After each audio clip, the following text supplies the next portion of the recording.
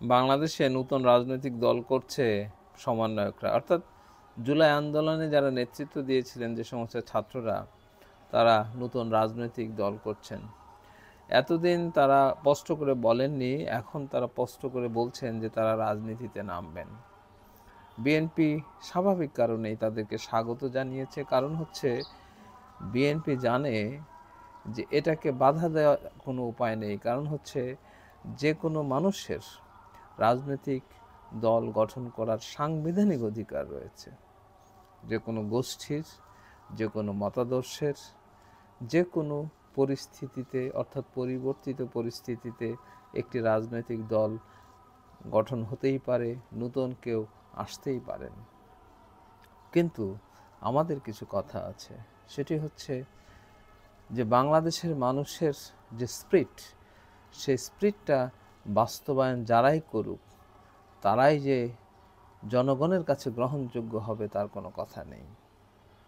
আপনারা জানেন যে স্বৈরাচার শেখ হাসিনা, তাকে স্বৈরাচার বলার পেছনে বেশ কয়েকটা কারণ রয়েছে। এক হচ্ছে তিনি নির্বাচনকে ভণ্ডুল করে দিয়েছিলেন, নির্বাচন ব্যবস্থাকে, সেখানে একটা স্বৈরাচার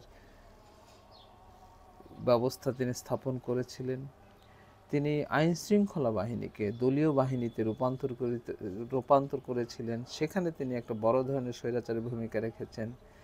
তিনি পাবলিক যে সার্ভিস, যে প্রশাসন, তাকে তিনি দলীয়করণ করে আওয়ামী লীগের ক্যাডারে পরিণত করেছিলেন। তিনি সাংবাদিকদেরকে দলীয়করণ করেছিলেন, মিডিয়াকে নিজের স্বার্থে ব্যবহার করেছিলেন। ডিজিএফআই এবং মিডিয়া একাকার করে সরকারকে, শেখ হাসিনাকে সাপোর্ট করেছিল।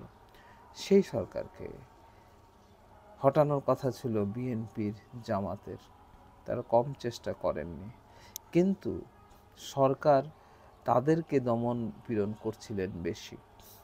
যে কোটা আন্দোলনকারীরা এটাকে ক্যাশ করতে পারলেন, এই জনগণের এই ক্ষোভটাকে, এই দুয়ের সমন্বয়ে জিনিসটি হয়েছে। যদি কেউ মনে করেন যে যারা কোটা আন্দোলনের নেতৃত্ব দিয়েছেন, তাদের ডাকে, তাদের আহ্বানে এই সরকারের পতন হয়েছে, সে বাংলাদেশের সবচেয়ে বড় বোকার রাজ্যে বাস করেন।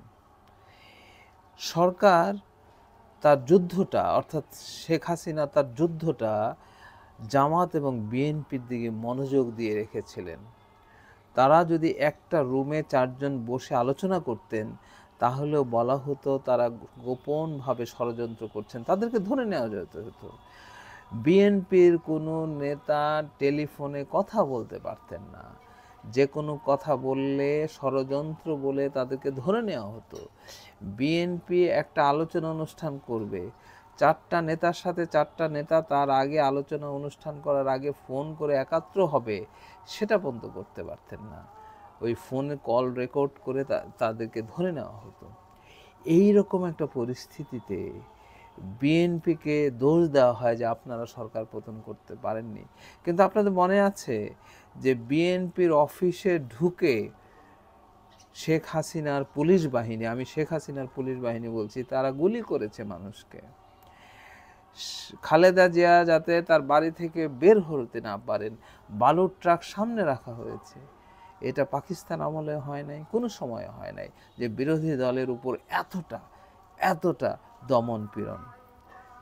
এই দমন পীড়নের ক্ষোভ বিএনপি যখন প্রকাশ করতে গিয়েছে, তখনই মিছিলে একটা বোমা ফাটিয়ে বিএনপি সবাইকে জেলে নেওয়া হয়েছে।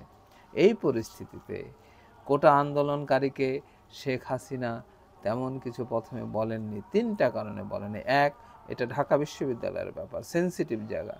2, এটা রাজনৈতিকভাবে হচ্ছে না। 3, এটা হলে, এই কোটা আন্দোলন হলে সরকার বিরোধী যে আন্দোলনটা, সেটা দমে যাবে, মানুষ অন্যদিকে। এই 3টি খেলা খেলতে চেয়েছিলেন শেখ হাসিনা।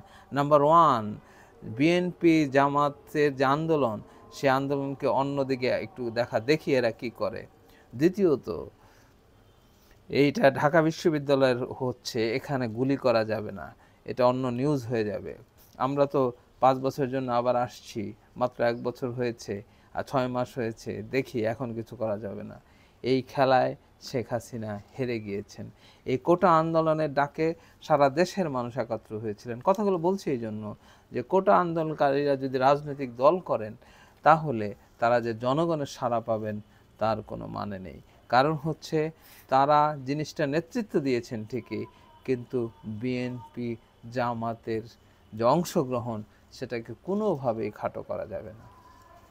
যেখানে জামাত এতটা স্মার্টলি এই আন্দোলনে অংশগ্রহণ করেছে, তারা জামাতের কোনো ব্যানার তারা ব্যবহার করেনি, বিএনপিও কোনো ব্যানার ব্যবহার করে। তারা জানে যে এই ধরনের আন্দোলনে কোটা আন্দোলনের সাথে তারা মার্চ করে যদি সরকার পতন না করতে পারে, এটাকে দলীয় কালার দেওয়া যাবে না। একটা পর্যায়ে এটাকে দলীয় কালার দেওয়া হয়েছে। তাই সাধারণ বুদ্ধিজীবীদেরকে আমরা বলবো যে আপনারা নতুন রাজনৈতিক দলকে স্বাগত জানান, ভালো কথা, কিন্তু বুঝতে হবে এদেশের জনগণ জামাত, বিএনপি, আওয়ামী লীগ, বামপন্থী এই কয়েকটা গ্রুপে বিভক্ত। এই গ্রুপের মধ্যেই বাংলাদেশের মানুষ ঘুরপাক খাচ্ছে। আপনাকে যাই করবেন এই বাস্তবতা বুঝে করতে হবে।